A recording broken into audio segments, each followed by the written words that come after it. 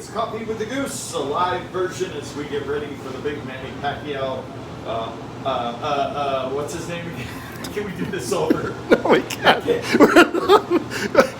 That's the kind of day it's been. Okay. Ugas. I know, you'll let us Ugas later. Anyhow, it's been a long day. It's been a long week, but a great week. Okay. First of all, we're doing live stream.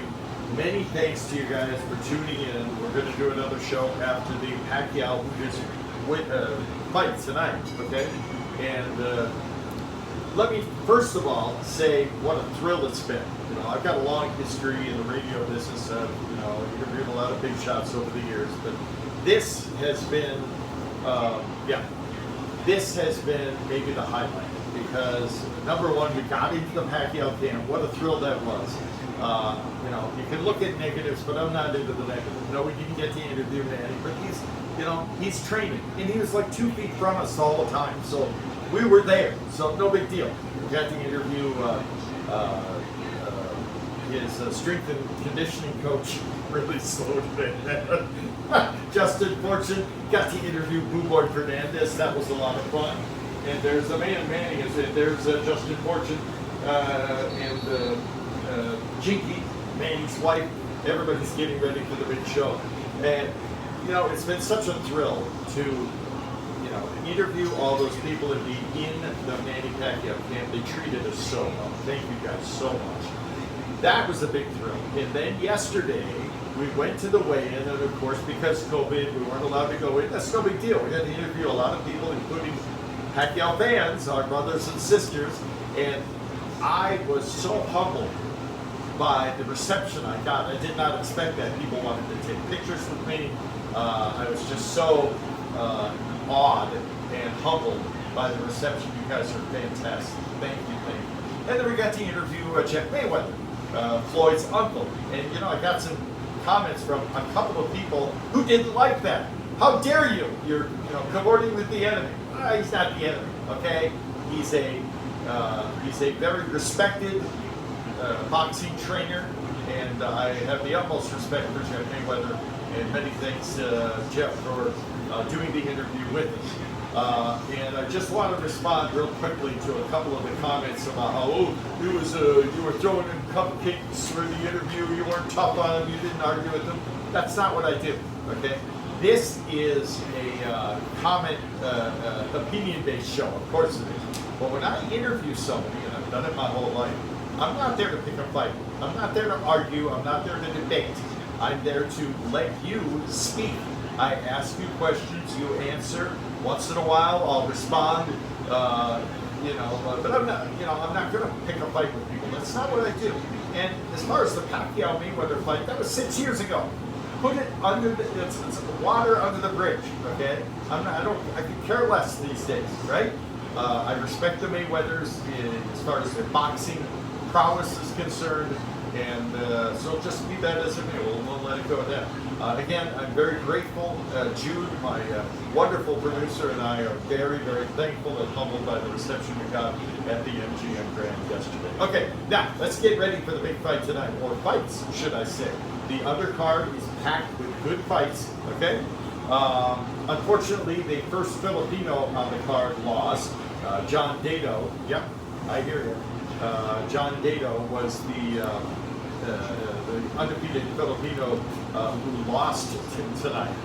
He went the distance. He got dropped in the third round, but he made a good show of himself, and he lost to a very accomplished Mexican fighter. Look here, Rob. That's where I'm looking. Okay. Yes, thank you. Angel Contreras. So anytime you're in the ring with the Mexican, they're all about proper form and fundamentals, and you better bring your A game. And it was a tough bout for John Dado. Hey, you win, you lose, you come back. You get up, you dust yourself off, and come back for more, right?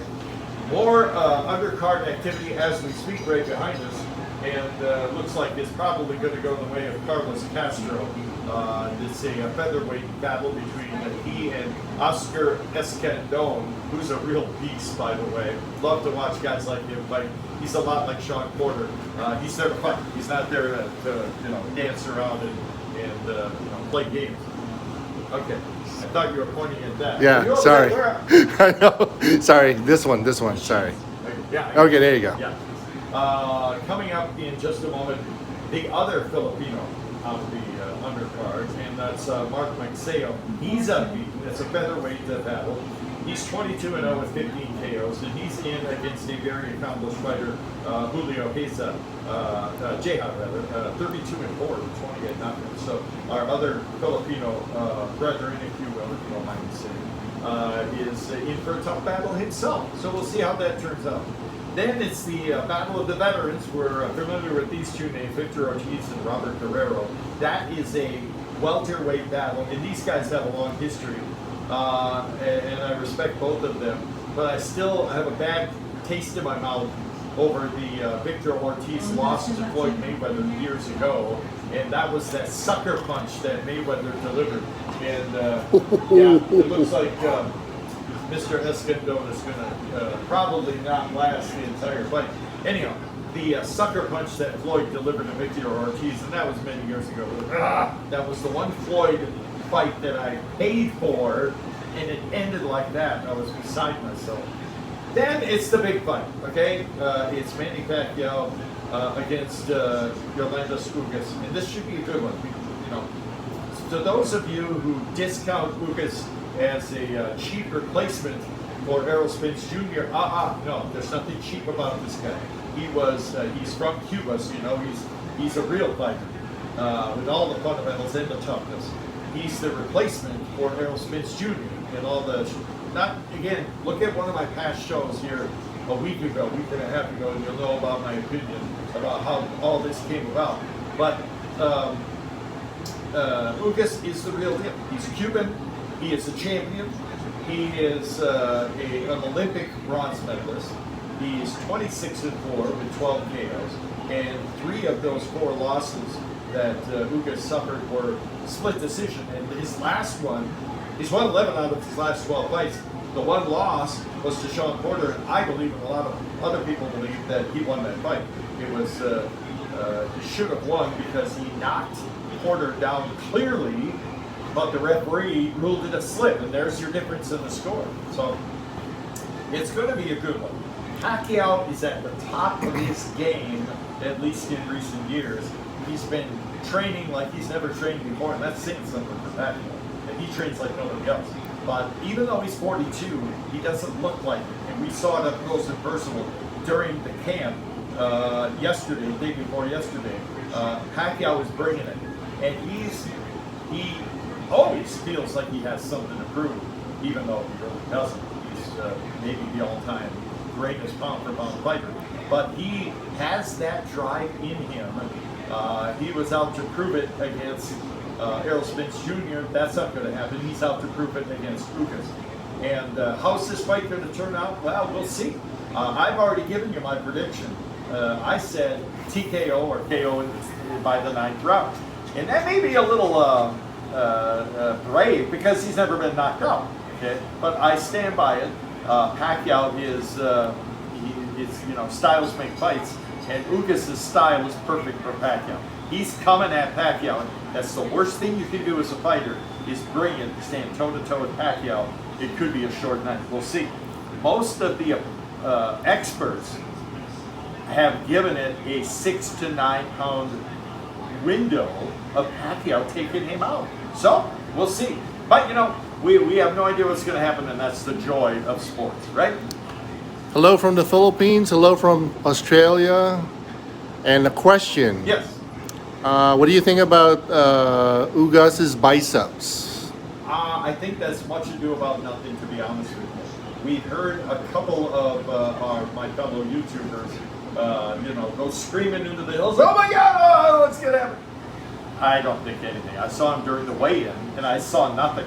I saw no signs of any distress in his left bicep. So I think he's good to go. And unlike some other fighters, Ugas is a man. He's not going to back out unless he's really hurt badly. So another question, Jude? FYI, the Philippines is in lockdown, unfortunately. I pray for you guys and all of our brothers and sisters who have suffered with the loss of loved ones and illness and the mental stress that everybody's been under. And Pray to God, who is the only answer and the only strength and the only hope that we have. Okay? Guess who's tuning in? Honcho Sports. Honcho, I love you, man. I love, he's one of my favorites because don't get hit in the head with that brick. That's Honcho, you are the man because I liken you. You're you're kind of like Justin Fortune, Manny's strength and conditioning coach. For those of you who don't know about Honcho Sports, he's about my age, I'm guessing, which is not old. Thank you very much. And he tells it like it is. He's perfectly honest. And if you don't like what he's saying, oh well, that's too bad. He's not going to sugarcoat anything. Good to have you aboard, Mister. Hello from India and Laos. And Laos. Yeah. Wow. We're spanning the globe here. Wow, what a thrill. Love to have all you guys joining us for these shows and for the big fight tonight. Yeah. Are you streaming the fight tonight? We can't do that. No. We got to mind our legal P's and Q's. You know how that goes. So. But what are we doing after the fight, though? What do you We're think? going to do another show, of course, just like we did after the win over Thurman a couple of years ago. We'll bring you a show, give you a review of the fight, and give you my opinion, and we'll see what happens. It's going to be fun. This, guys, is not. I think I mentioned this before. A couple of days ago, before we came to Vegas, I watched a fight between Pacquiao just a couple of years ago, and who was that? Why am I thinking Sean Porter? Who was that guy who talked all the trash and swore he didn't? Thurman. Thurman? No, not Thurman. Oh. Oh, you guys, I'm losing it again. I'm having a senior moment. Just like Broner, Adrian Broner. I watched the fight with Adrian Broner, who's running and a great defensive fighter. And I hated it, even though Pacquiao won. But tonight, it ain't going to be Broner. It's going to be Yolandis Ugas. He's coming at you. He's not going to back up. It's going to be a fight tonight, and it's going to be a good one. Who knows how long it'll last? Who knows who will win? We'll find out pretty soon, right? This is Coffee with the Goose, a live warm-up edition for the Pacquiao-Ugas fight. Thanks for joining me, and we'll talk to you again in a few hours here.